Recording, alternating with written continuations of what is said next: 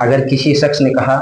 کہ تم فلاں کی اتباع کرو، فلاں کا مسلک مانو، فلاں کی بات سنو،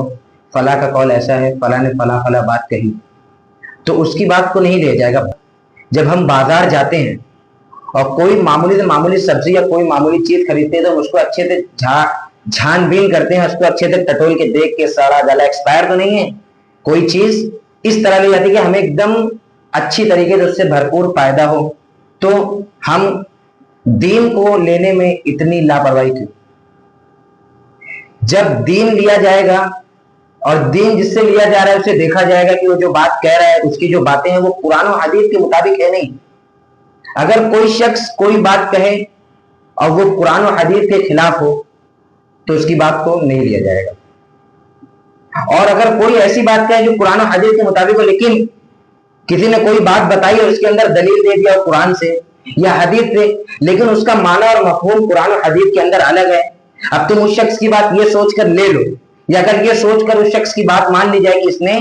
قرآن و حدیث سے دلیل دیا ہے، تو یہ دیکھا جائے گا جو اس نے بات قرآن و حدیث سے کہی ہے، جو حوالہ دیا ہے کہاں تک کا صحیح ہے، کہنے والا کتنا صادق ہے، اپنی بات میں کتنا سچا ہے، لوگوں کے درمیان اس شخص کا عدل و انصاف کیسا ہے،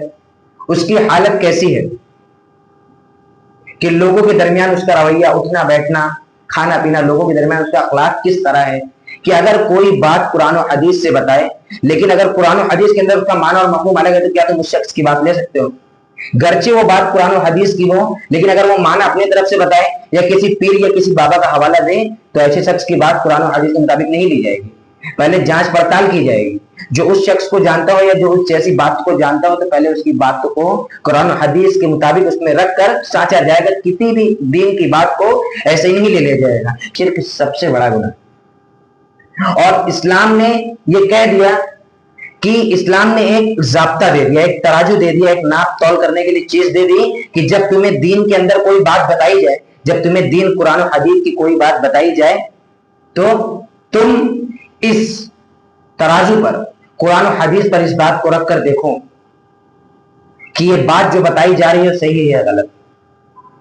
اگر وہ بات قرآن و حدیث کے بالکل مطابق ہو، جس طرح قرآن و حدیث کے اندر ہے،